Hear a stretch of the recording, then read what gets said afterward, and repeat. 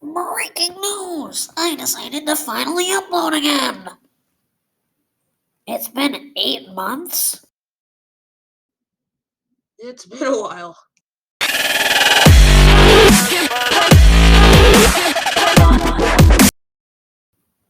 Hello.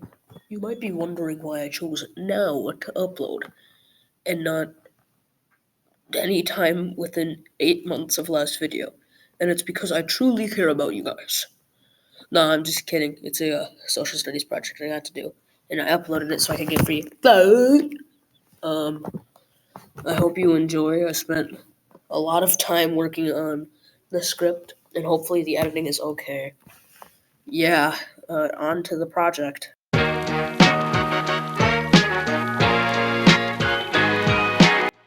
Have you ever just sat on your bed playing on your phone, probably playing like Clash of Clans or Angry Birds or something, and thought to yourself, man, how was this made?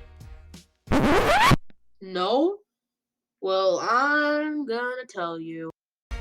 Video games have come a long way through the years, whether it's through consoles or coding. But there's one true thing we have to talk about before we get into the history.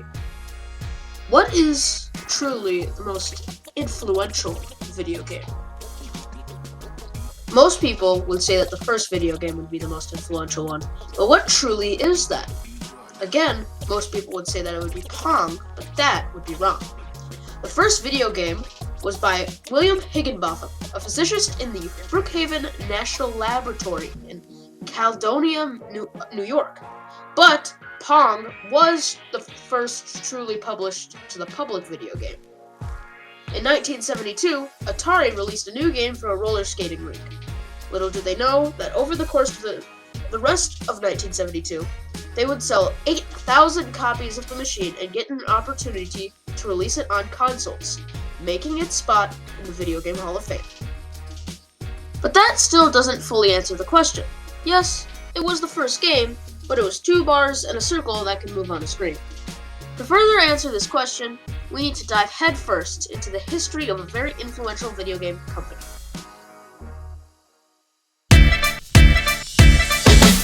Around the same time Pong was released, Nintendo, the company originally made to sell cards for a game that was legal in Japan, made the Nintendo Solar Power Light Gun.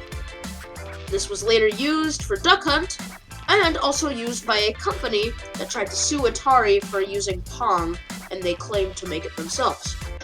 Nintendo bought that company's rights in Japan, and was making a lot of money off of it. They decided to manufacture their own video games, making the Color TV game, a small controller that could be plugged into a TV which could broadcast video games. They also created an arcade game, but neither the arcade game nor the Color TV game made it out of Japan. As their money and their demand grew, they knew they had to set up globally. Nintendo started building offices in America, creating what they call Nintendo of America, or NOA for short. They made a new game in Japan called Radar Scope, which was getting larger by the minute. They released it to America, and it flopped.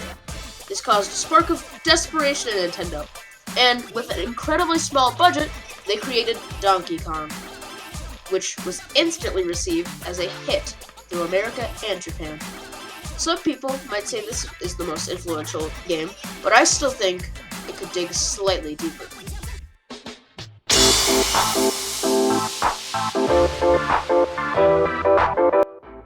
Many of the games people play today are first-person shooters, or FPSs for short. To see which one was the most influential, we should look at the history of FPSs. Doom, an FPS released in 1993, is often called the father of first-person shooters. Doom took the first-person aspect of Wolfenstein 3D, added many tech advancements, and paved the way for many present-day computer games and FPSs. In my opinion, there is truly no most influential video game. It just entirely depends on the game you are playing. Like, if you're playing an FPS game, it would be like Doom, or a very influential FPS game. But everybody has their own opinions.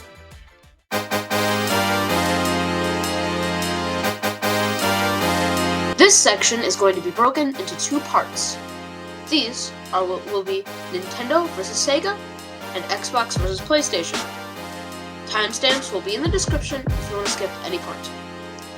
Nintendo. That's a name you could say, and most people would know. One of the largest video game and game system development and creators in the world. Once Donkey Kong was created, they needed something new. Gunpei Yokoi, a developer at Nintendo, was looking for something to impress the world after Shigeru Miyamoto blew it away with Donkey Kong. While on a train home, Yokoi saw a businessman playing with a calculator. He was inspired, and when he went home, invented the Game & Watch, which paved the way for future handheld game systems.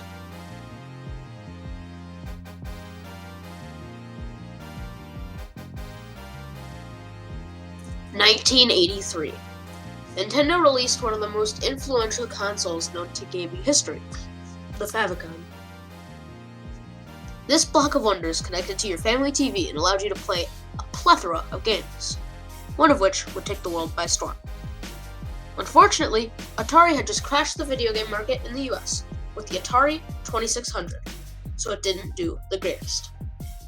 But, fortunately, the company made enough money in Japan to create the Super Nintendo system, which was basically just an upgraded version of the Famicom. At the same time, Sega, a company started by two Americans that had a headquarters in Japan, released the SG-1000, but it didn't do as well as the NES. Then, they upgraded their software and released another console, but both companies were thrown to the side by the PlayStation by Sony. Nintendo and Sega then had a couple more sales battles between the two of them. Sega released Sonic and Street Fighter, Nintendo released F-Zero. But once again, the Super Nintendo blew Sega away from the market. But Sega marketed their console as for older kids and adults. And Nintendo released the Virtual Boy. If you don't know what that is, I'll play the commercial for you. I do have to give an epilepsy warning before I play it, which can already tell you how amazing the commercial was.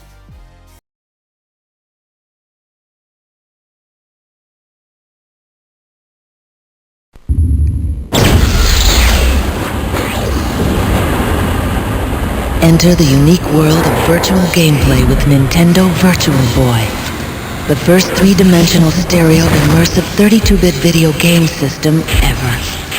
Virtual Boy is so advanced it can't be viewed on conventional TV or LCD screens. Virtual Boy comes with the Mario's Tennis Game Pack, featuring a three-dimensional court with depth that only Virtual Boy can deliver. Play singles or doubles in either one or two-player mode. Nintendo Virtual Boy, a 3D game for a 3D world. As you can see, it's pretty strange.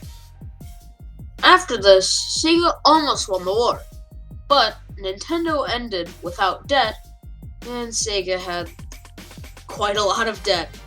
Nintendo ended up with the rights to most of Sega's characters, but Sega was bought by a larger company, Sammy, who started developing new games with the company. Sony continued to blow the world away with huge hard drive space, but soon a battle began with Sony as well. A battle that is still going on today. PlayStation versus Xbox.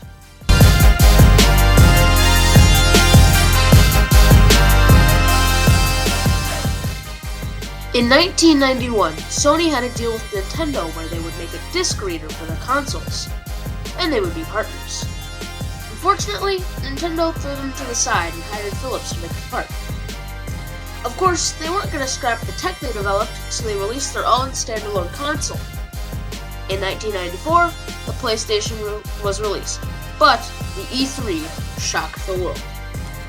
I'm going to ask Sony Computer Entertainment President of America, Steve Reyes, to join me for a brief presentation.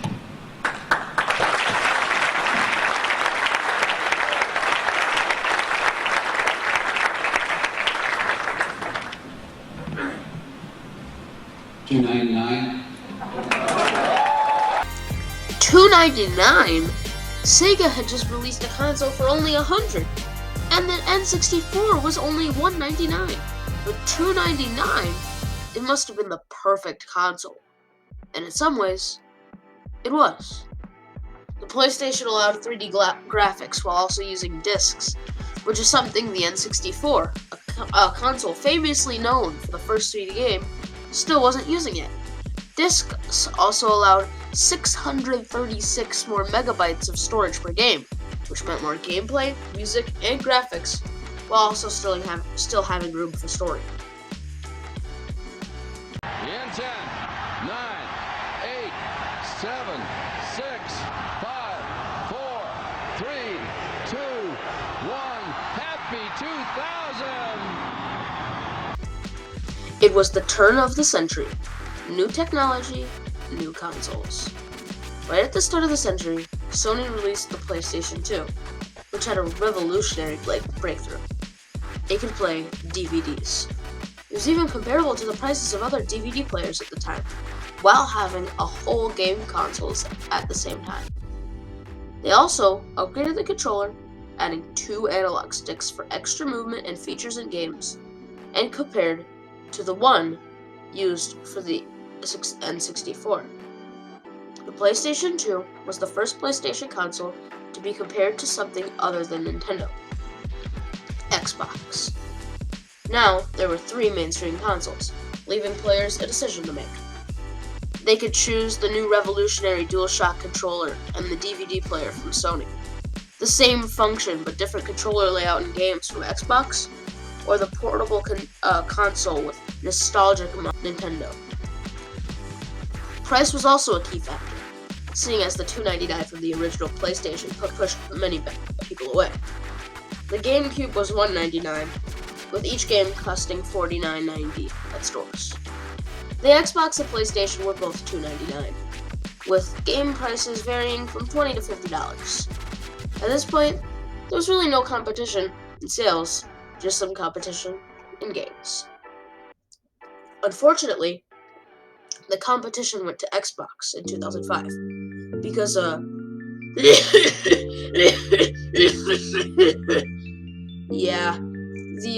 Xbox 360 is one of the best Xbox consoles and was the main reason why they had the battle with PlayStation in the first place. They also had some of the best games, such as original Call of Duty, original Forza, and GTA 5.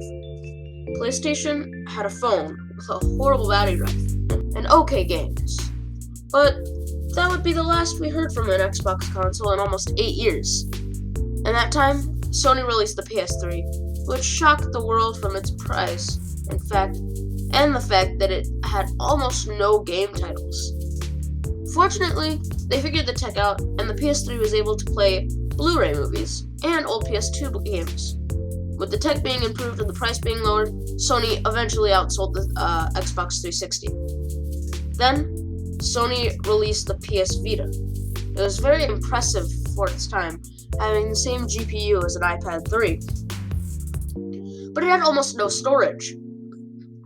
And when 16 gigabytes cost $60, something is probably going to flop. It sold less than any other Sony console.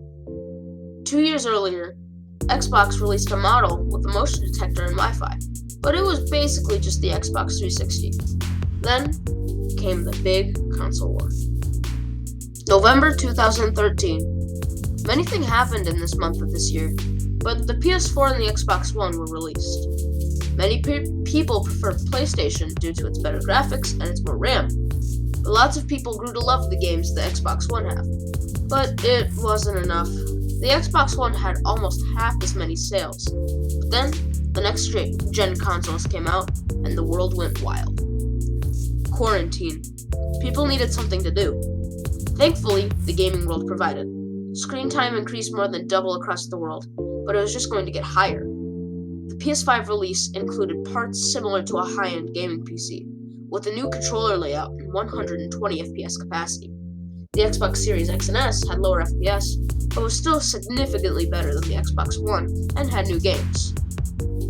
As of now, most people would say that Sony won the fight, but who knows what the future might hold for us. future is something that most people have thought about. Whether it was you thinking about what to wear tomorrow, or what year the nuclear apocalypse is going to happen, you've still thought about it. And the future is very promising for the video game industry. The metaverse, future consoles, this thing. What I'm saying is the future of gaming as a whole is very promising. With all of the haptic suits and advances with VR, we could all be living in a Matrix-like simulation eventually. But hopefully not.